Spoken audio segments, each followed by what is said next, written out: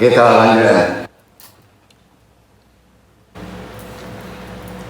Akhirnya dari perkara validasi kita menjadi orang yang munafik atau orang yang ria, seperti yang diperingatkan dalam Al-Quran. Firman Allah di Al-Quran mengajarkan agar kita tidak menggantungkan hidup pada pengakuan manusia. Banyak di firman tuh. Gantungkan hidupmu, terutama di Al-Ikhlas, hanya kepada Allah. Qul huwallahu somad kan? Nah. Standar pujian atau validasi makhluk itu sifatnya fana. Kalau nggak ada kepentingannya dia nggak akan memuji, betul kan? Nah. Dan tidak akan bisa mengubah nilai ibadah di sisi Allah. Dalil dan prinsip utama dari Al-Quran itu menuntun kita untuk berfokus kepada ridha Allah saja. Ya, fokus ridha Allah itu gimana? Satu, hanya berharap pada pengakuan Allah. Dasarnya karena Allah berfirman, Az-Zukhruf 26, 27. Itu dasar ridha Allah. 26, 27, praktekin tuh. Bukan penilaian orang. Kalau ingin dikuatkan penilaian Allah, kita mengikuti aturan Allah. Baca tuh 26, 27. Itu dasar awalnya. Itu prinsip yang paling benar, Pak. Baca. Tawud.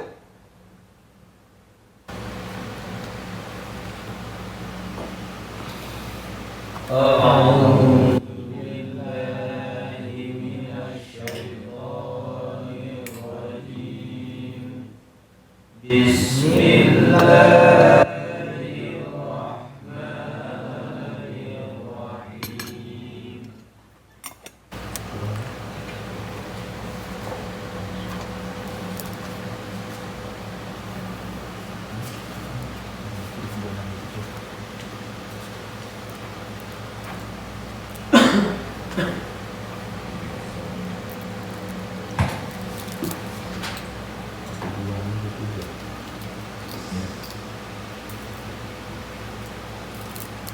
وَإِذْ قَالَ إِبْرَاهِيمُ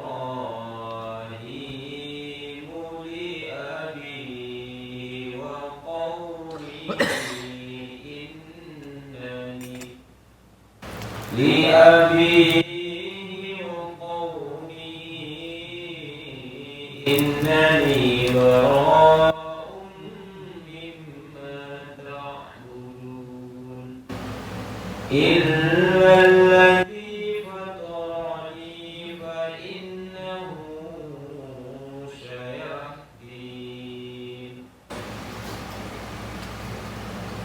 Dan ingatlah ketika Ibrahim berkata kepada bapaknya dan kaumnya, sesungguhnya aku tidak bertanggung jawab terhadap apa yang kamu sembah, tetapi aku menyembah Tuhan yang menjadikanku, karena sesungguhnya Dia akan memberi hidayah kepadaku.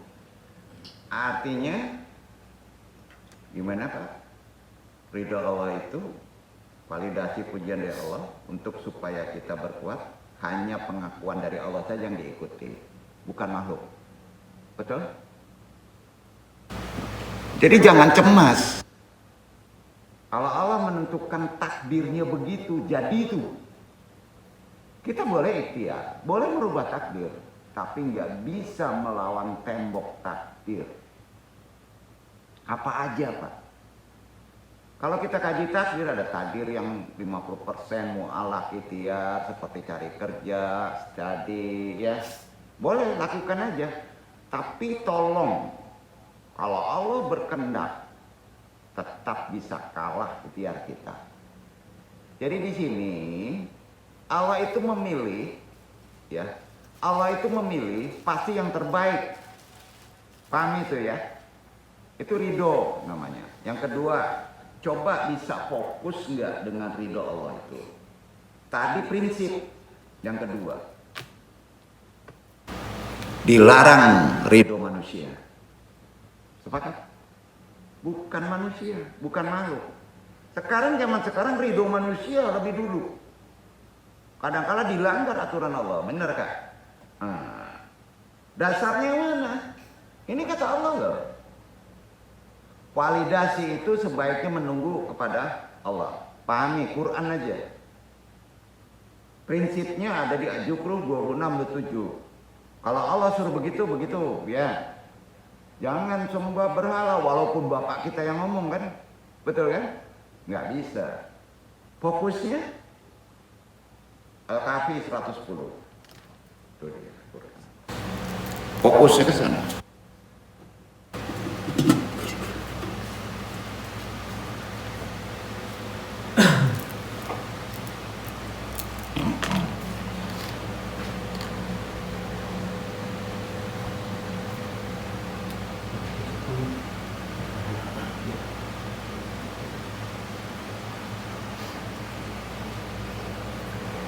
Qul innama ana basyarum mithlukum yuha ilayya annama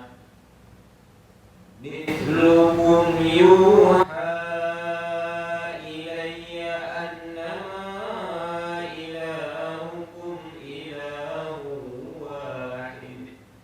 Faman kana yarju liqa'a rabbih فليعمل عملا صالحا ولا يشرك بعبادة ربه أحدا. Katakanlah, sesungguhnya aku ini hanya seorang manusia seperti kamu yang diwahyukan kepadaku, bahwa sesungguhnya Tuhan kamu itu adalah Tuhan yang esa. Barang siapa mengharap perjumpaan dengan Tuhannya, maka hendaklah ia mengerjakan amal yang soleh, dan janganlah ia mempersekutukan seorang pun dalam beribadat kepada Tuhannya. Yang kedua tuh. Ya. Yang kedua, yang pertama prinsip. Kalau Allah memerintahkan begitu, lakukan. Walaupun orang lain, bapak kamu, presiden menyuruh begini, kalau salah, Allah melanggar ketentuan Allah, tolak. Yang kedua, fokus. Fokus ridho Allah itu udah jelas ya. Kita diperintahkan suruh bekerja, jadikan bekerja ibadah, bukan ke duitnya Pak. Ya. Maka duit itu nyusul. Yang ketiga, harus paham tujuan antum dilahirkan itu apa. Tujuan kita hidup itu apa. Di Ajariyat 56, wa ma khalaqtul jinna wal insa illa liya'budun.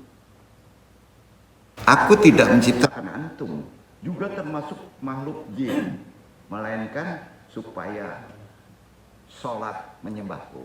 Sampai Pak? 3 poin tuh. Hilang validasi orang tuh. Ya. Nggak butuh tuh. Betul kan? Jadi gimana? Coba langgar yang 3 itu Pak. Munafik itu antum nanti. Bahaya nggak Pak? Quran udah ditatanya sejelas-jelasnya tuh. Ya.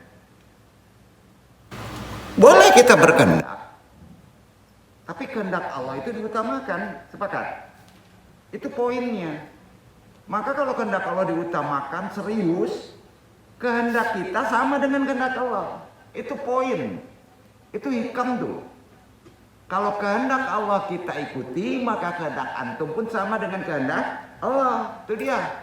Jadi kalau kita menginginkan sesuatu, pengen jadi ini, pengen jadi itu, tapi tujuan hidup kita nggak sholat, kacau nggak Pak? Kacau nggak? Coba tanya. Tanya aja sama diri sendiri. Karenanya manusia itu dalam hidupnya sering terjebak. Yaitu jebakan people pressure. Apa itu? Selalu ingin menyenangkan orang lain.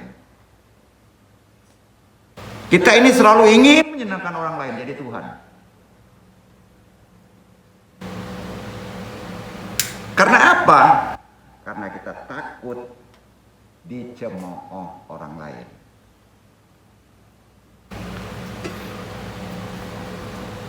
Dalam ajaran Islam, pandangan Islam, satu-satunya pengakuan validasi yang berharga dan abadi adalah pengakuan keridhaan Allah Subhanahu wa Ta'ala dengan poin yang 3 tadi, bukan makhluk.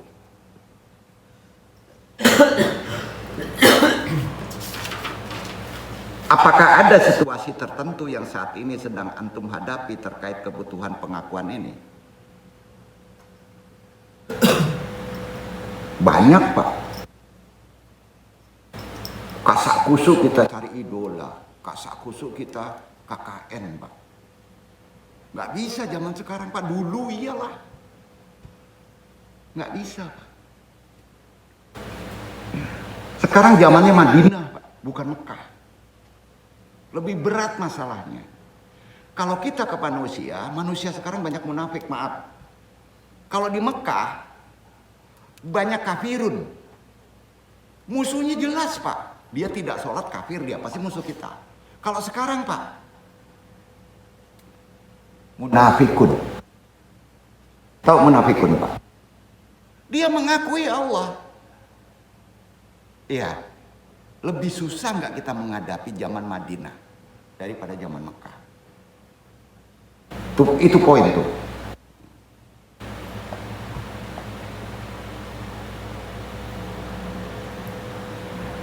Jadi tanya pada diri, ini penting ya, di kehidupan sekarang yang kata serba susah, ya, serba sulit, dunia udah tua. Ada nggak situasi tertentu untuk diri kita saat ini yang kita hadapi dalam kehidupan terkait kebutuhan validasi? Pertanyaan ini kan dalam tuh. Langsung Allah menunjukkan di Al-Quran, An-Nisa ayat 142. Itu seluruh orang kena tuh, jawabannya itu bisa diikuti. An-Nisa 142. Ikra.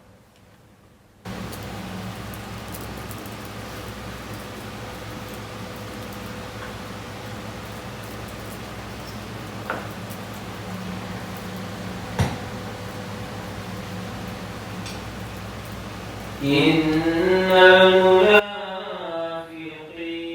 yukhadi'una Allah wa huwa khadi'un wa idza qamu ila sholati qamu kusala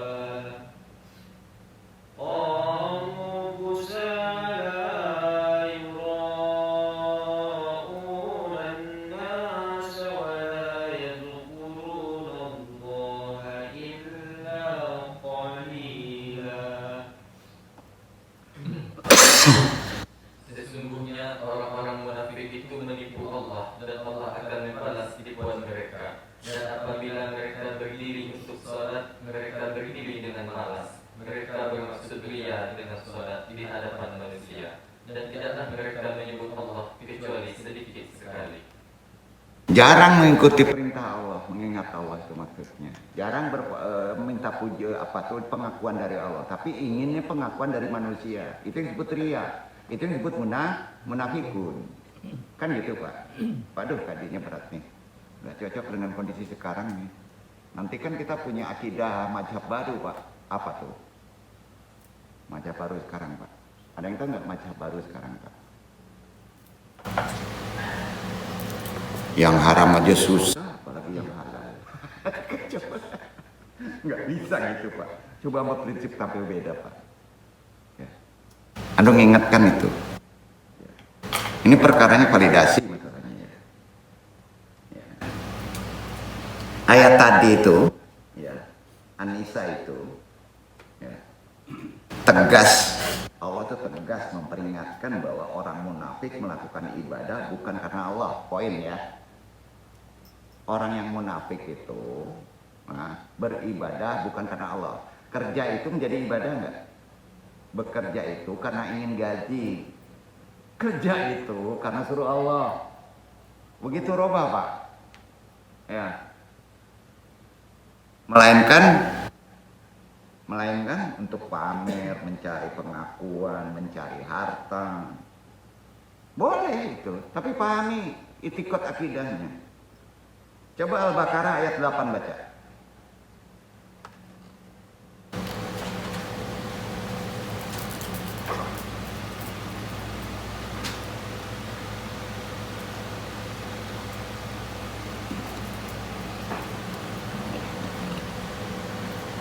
ومن الناس من يقول آمنا بالله وباليوم الآخر آمنا بالله وباليوم الآخر وما هم بمؤمنين.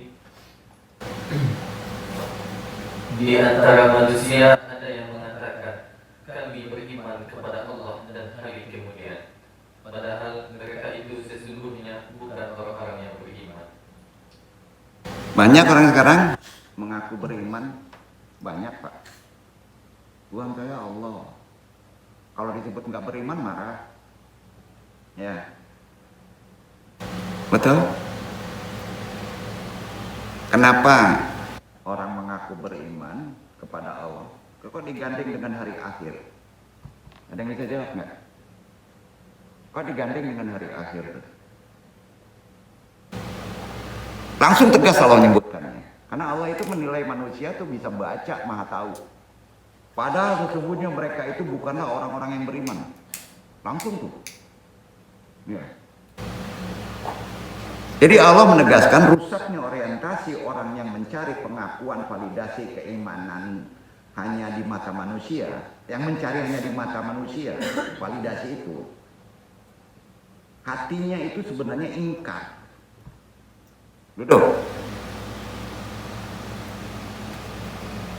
Jadi untuk memanage, mengelola kebutuhan pengakuan agar bebas dari kemunafikan adalah ajaran Nabi begini nih, supaya kita hidup sekarang itu setidaknya kurang dari kemunafikan. Kata Nabi, satu, fahmu jauharil muwafakatil insaniyah, pahami hakikat ridho manusia. Pahami, nggak ada ridho manusia itu.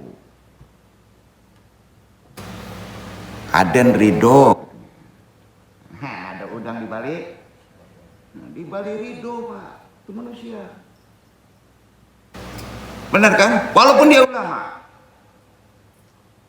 Jadi kalau berusaha mencari pengakuan manusia, udah, jadi anggota dewan aja. Ayo, habis bener ngajinya ya? Enggak semuanya anggota dewan begitu. Jadi kalau berusaha mencari pengakuan manusia adalah proses yang melelahkan Pak hidup antum. Lelah hidup antum. Haus, nggak pernah ada habisnya. Bener kan? Sebaliknya jika kita fokus mencari ridho Allah aja, kan niat kita ridho Allah nih, manusia justru akan menghargai kita dengan sendirinya Pak. Percaya nggak?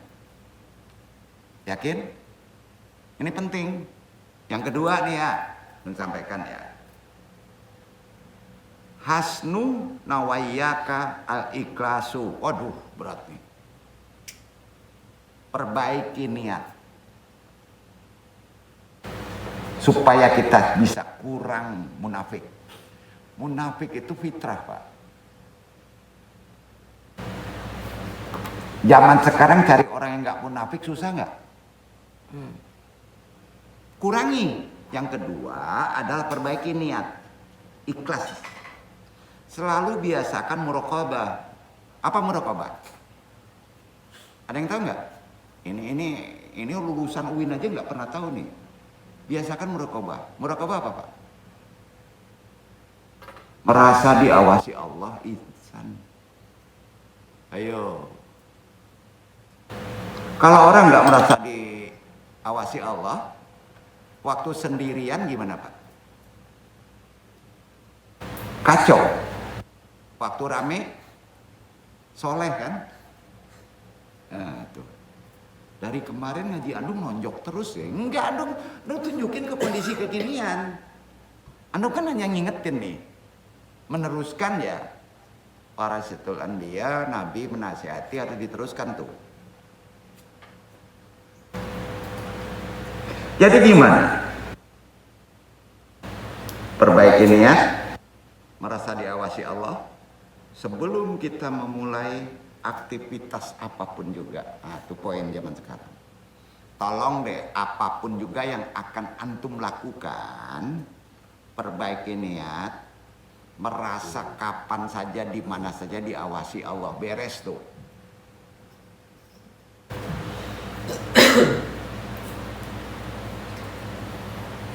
Hilang tuh pujian manusia. Bener kan? Ketiga,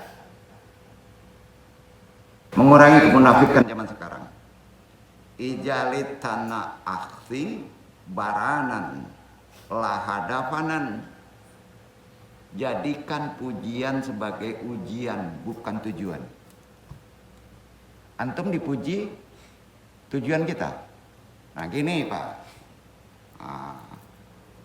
saya ini main game supaya dapat duit. Saya ini main Facebook supaya dapat viral. Masa niatnya pujian, Pak?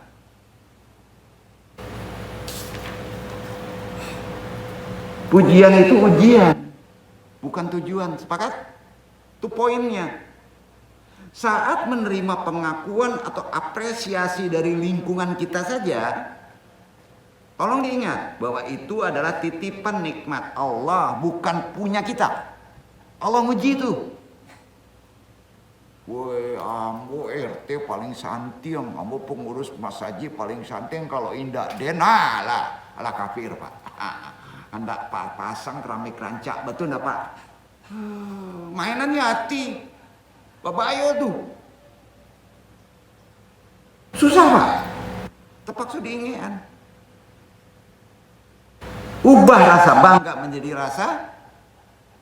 Kalau timbul misalnya kita timbul rasa bangga, ubah rasa bangga itu. Apa Pak? Nah nasihatnya dulu satu ya.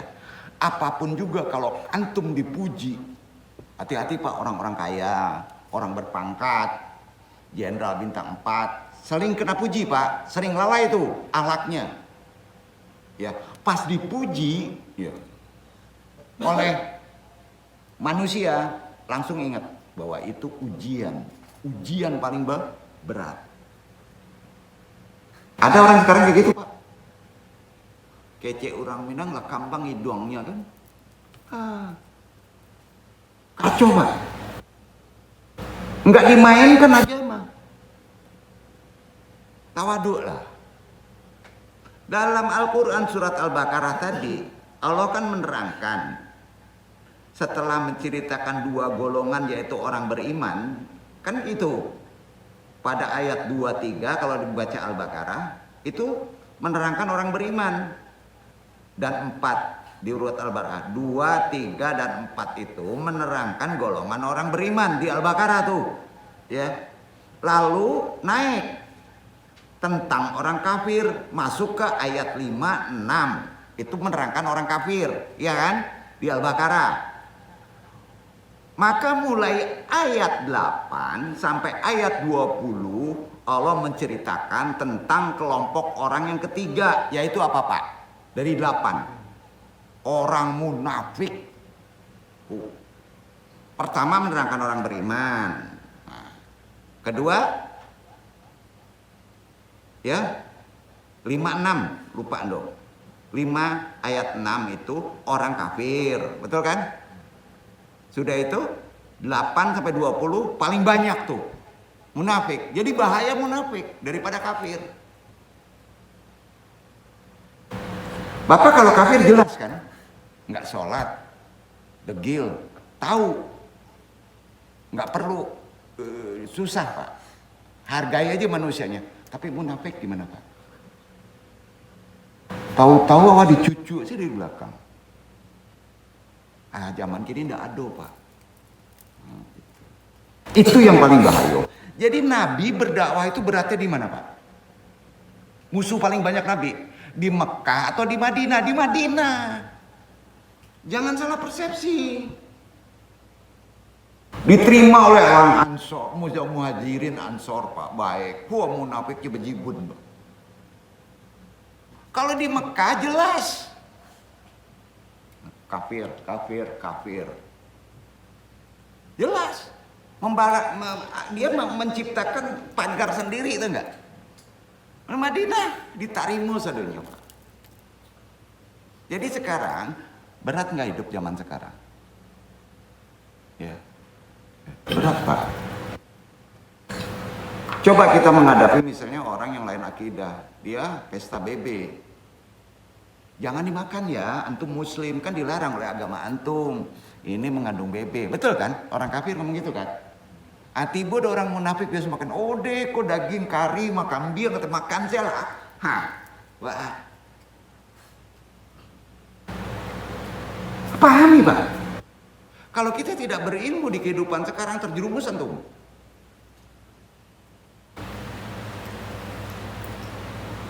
Di Quran dirunut tuh. Yang paling berat itu yang paling banyak diterangkan Allah di Al-Baqarah surat 8 sampai surat 20 adalah menyangkut perkara orang munafik. Orang kafir cuma 2 ayat. Coba perhatiin tuh. Begitu kita mentafsirkan Quran Pak, perbandingannya tuh, ya. Jadi keberadaan orang-orang munafik di masa kenabian, di masa kenabian dulu Pak ya, ini karena mengandung sejarah. Insya Allah Pak, kalau kita talim, kita bisa mengaplikasikan di kehidupan sekarang dengan lebih enteng sebetulnya Pak ya. Gini, pada masa kenabian orang munafik itu sebenarnya tidak ada ketika masih menjalani masa kehidupan di Mekah. Kata Nabi itu, di Mekah itu nggak ada orang munafik Pak, pada masa Nabi. Yang ada kafirin, orang kafir. Munafik nggak ada. Benar gak tuh? Pada 13 tahun pertama tuh, munafik nggak ada. Kemunculan orang munafik itu baru, ya, baru dirasakan oleh Nabi dan para sahabat di masa Muhajirin. Waktu berhijrah di Madinah. Baru timbul tuh. Ternyata kafirun, munafikun, berat mana Pak? Munafikun. Ayo. Menghadapinya berat munafikun.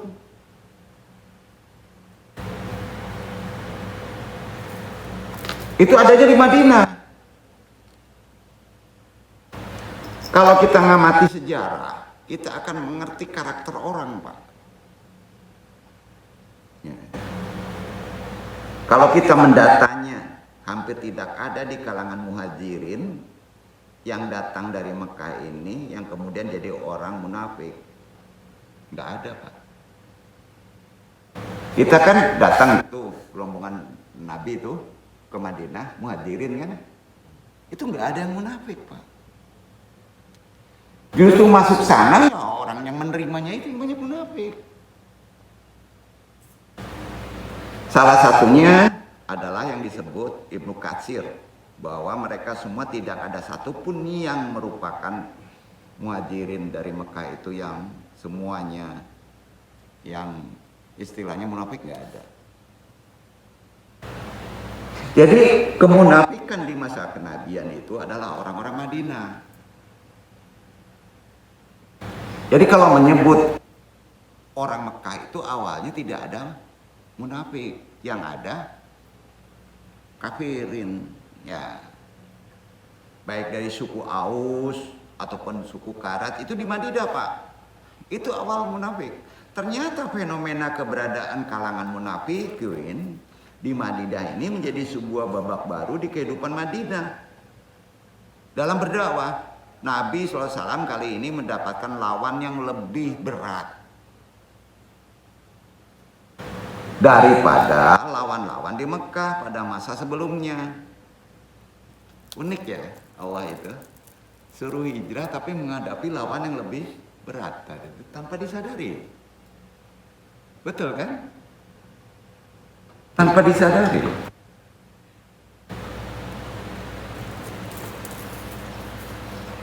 Kalau orang-orang musyrikin di Mekah ya, saat itu memberikan perlawanan ya, orang syirik ya, itu frontal, gentleman. Saya nggak Islam, saya syirik. Gentleman langsung lawan, betul kan? Dibunuh, dikejar Nabi. Nah, sehingga Nabi dan sahabat mudah membacanya kan, kabur dia kalau nggak kuat dengan strategi. Perlawanan dilakukan oleh kalangan munafikin di Madinah justru ini unik dan berat. Puyeng Pak sahabat sama Nabi itu. Kita kalau melawan orang sekarang Pak, yang kelihatannya baik tapi munafik, berat nggak Pak? Ayo di kantor gimana? Iyo Pak, ambo manurui Pak. Awas malenga peti apa dan cilok. Apa nggak? Baik Pak. Ini yang memusingkan Nabi. Sebab mereka memeluk Islam seperti teman yang tidak perlu diwaspadai. Namun begitu lengah melakukan serangan dari balik secara mematikan. Kata-kata amanah yang dimaksud dalam ayat Al-Baqarah tadi adalah iman kan? Iman kan? Dalam arti mengakui atau membenarkan keberadaan. Itu yang disebut juga dengan istilah tasdik. Iman itu tingginya tasdik. Tahu tasdik? Istilah tasdik itu kita temukan itu dalam banyak ayat Al-Quran. Di antaranya Al-Hadid ayat 18 Iqra. Baca dulu. Tertinggi dari iman itu tasdik. Tolong dibaca. Al-Hadid ayat 18.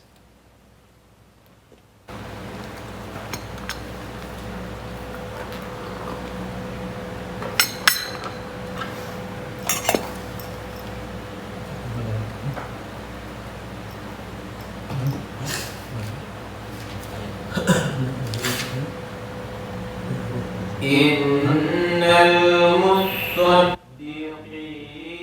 wal musaddiqati wa aqradullaha qardan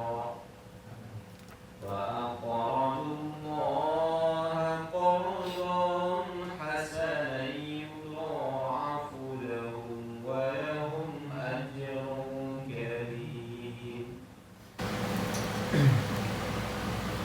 Sesungguhnya orang-orang yang bersedekah baik laki-laki maupun perempuan dan meminjamkan kepada Allah pinjaman yang baik, niscaya akan dilipat gandakan pembayarannya pada mereka dan bagi mereka pahala yang banyak.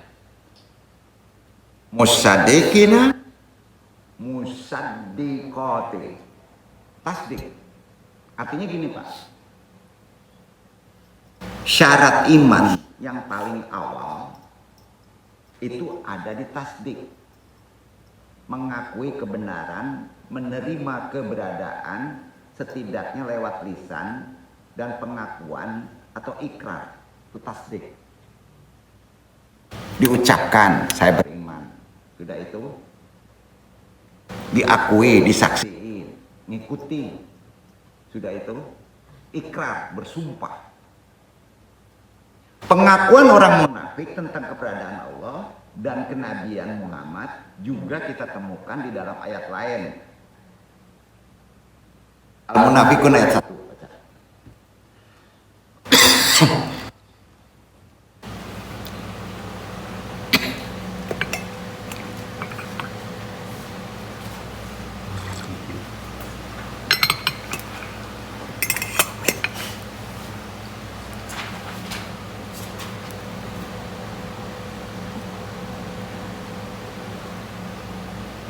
Idza ja'akal munafiquna qalu nashhadu innaka rasulullah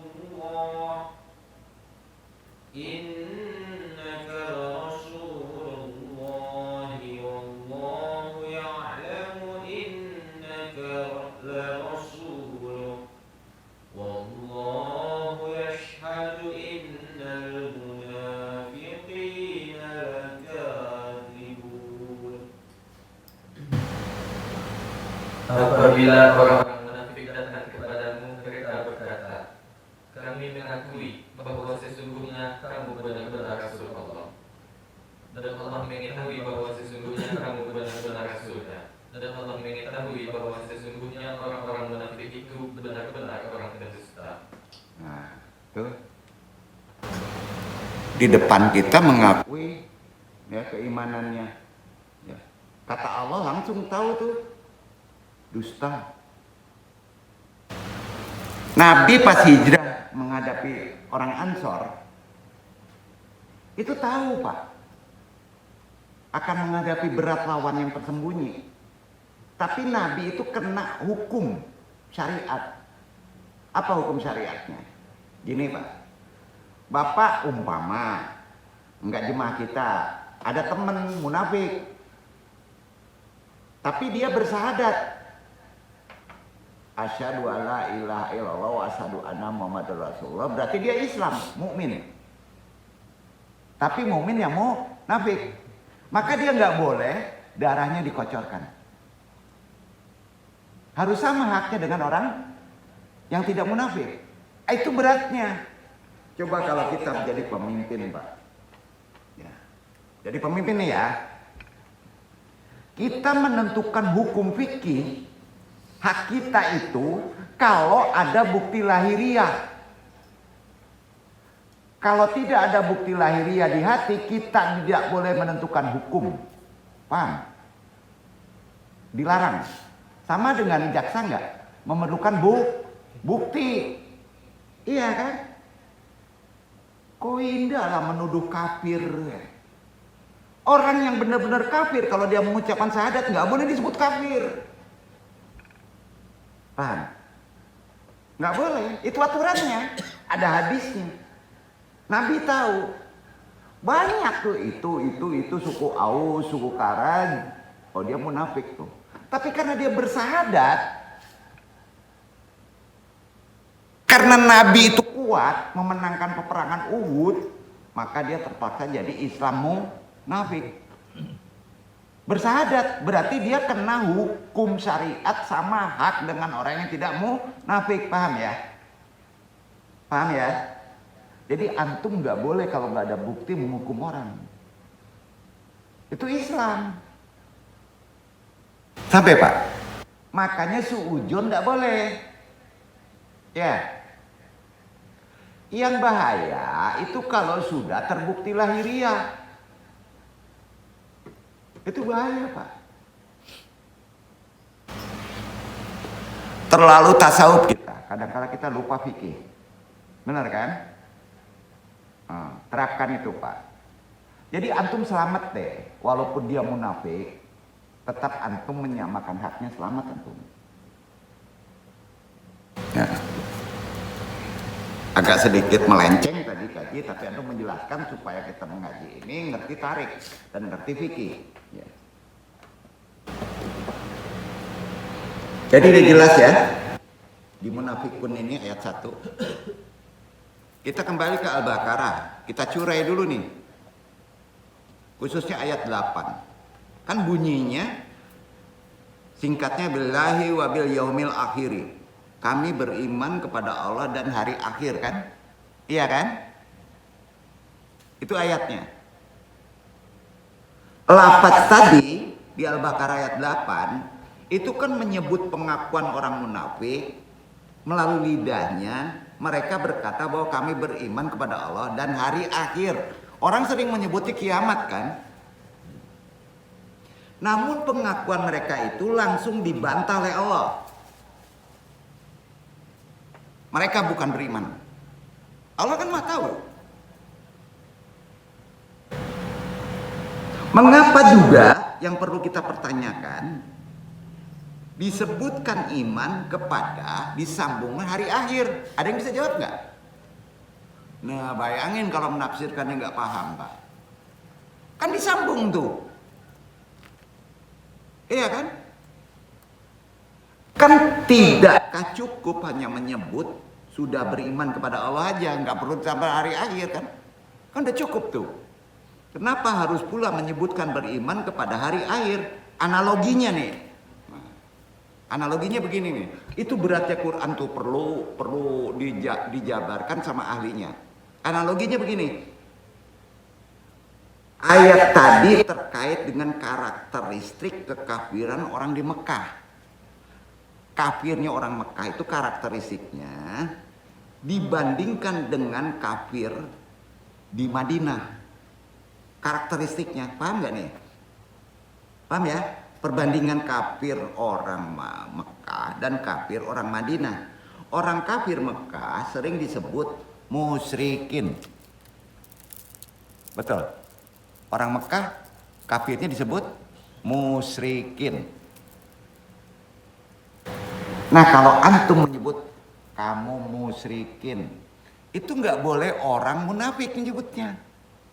Nggak boleh. Yang tidak seakidah. Paham ya? Nah, mereka itu beriman, mempercayai keberadaan Allah. Ya. Apakah demikian? Tidak. Gentleman dia.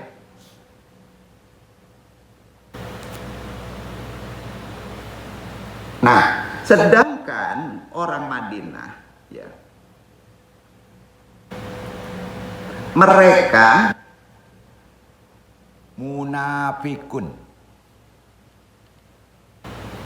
musyrik juga, tapi beda karakteristiknya. Kenapa orang yang musyrikin di Mekah itu tidak bisa memahami konsep adanya hari akhir? Kenapa, Pak? Ada yang bisa jawab? Nah, ini mesti ngaji tarik. Gini. Atau kiamat, hari kebangkitan atau hisab, itu kaitannya hari akhir. Hari pembalasan itu kaitannya hari akhir di ayat 8 tadi. Surga neraka seterusnya. Maklum ya, kita mesti maklum. Keberadaan Nabi terakhir di negeri mereka sudah terlalu lama jaraknya dengan jarak Nabi Ismail dan Ibrahim. Lama, Pak. Itu kan ditarik tuh. Kira-kira berapa abad antara Nabi Ibrahim dengan Nabi Muhammad turun? Ini jauh jaraknya. Makanya keimanan orang Mekah itu karakteristiknya beda. Beda keimanan munafiknya orang Madinah. Karena Madinah bergaul dengan banyaknya pendatang Yahudi, Pak. Beda tuh karakteristiknya. Di sini yang penting kita pahami. Maka disambung dengan hari akhir. Karena mereka terlalu jauh, akhirnya pemahaman konsep iman tadi di hari akhir tadi lenyap. Tak berbekas di negeri Mekah. Kita bisa memahami konteksnya. Nabi Ibrahim, Nabi Ismail adalah dua nabi yang disebut-sebut dalam sejarah sebagai nabi yang pernah datang ke Mekah. Ngajarin orang Mekah. Para sejarawan hari ini memperkirakan sampai saat ini, wallahu alam, Nabi Ibrahim itu hidup tahun 1997 sebelum Masehi loh. Berarti jarak waktu yang terbentang hingga kehidupan bangsa Arab di masa kelahiran Nabi Muhammad adalah tahun 571 Masehi, cukup jauh. Kira-kira 26 abad. Dari Nabi Ismail dengan lahirin Nabi Muhammad itu kosong, Pak. Berapa abad, Pak? 26 abad. Berarti berapa itu kalau kali 100? Seabad 100. Nah, jauh nggak? 100 atau 1000? Seabad berapa? Udah hitung sendiri deh. Jauh banget.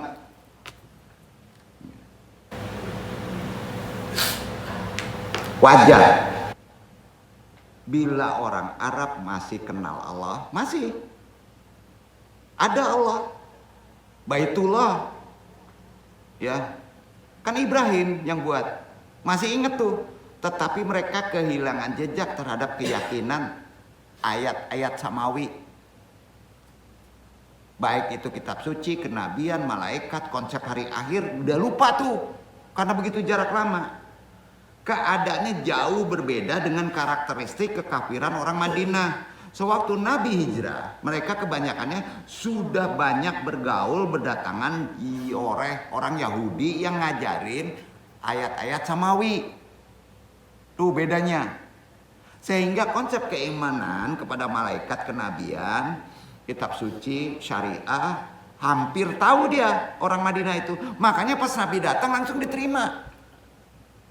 Paham ya?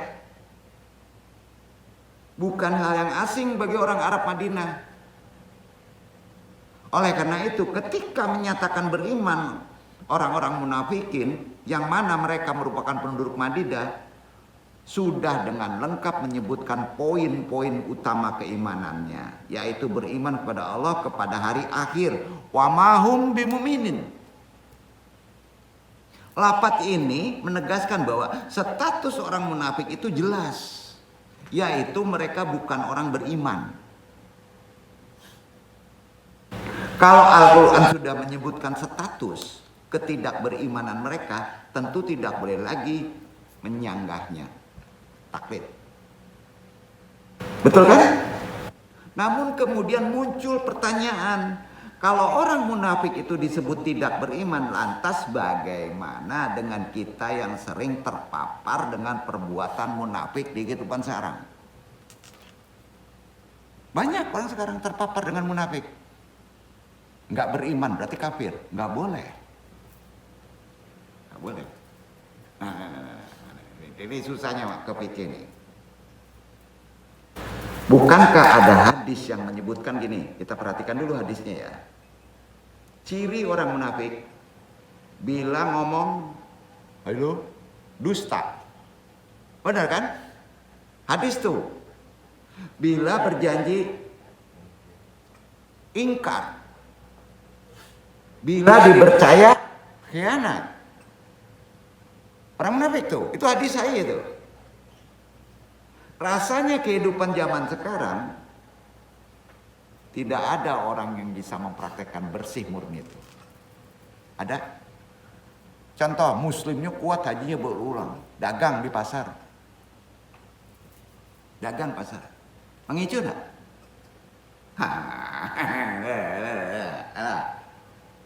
Berat Pak hadis tadi itu.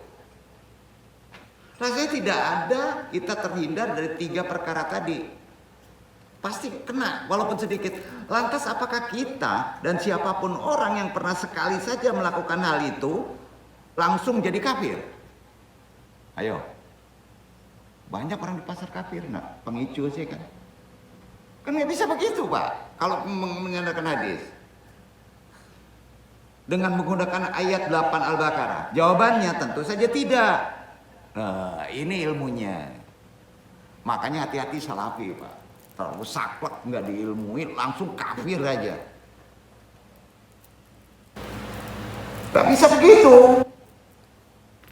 Para ulama sejak masa lalu sudah membedakan. Ada yang disebut ilmu gini ya. Dalam fikih ada nifak kufri, ada nifak amali. Paham? Ikhwan Aris tahu nifak kufri dengan nifak amali. Ilmu fikih loh. Nah, ini tasawuf ke tasawuf, filsafat aja, pikirlah sekali-kali dulu. Ya. Ada nifak kufri, ada nifak amali, yaitu 2 macam kemunafikan.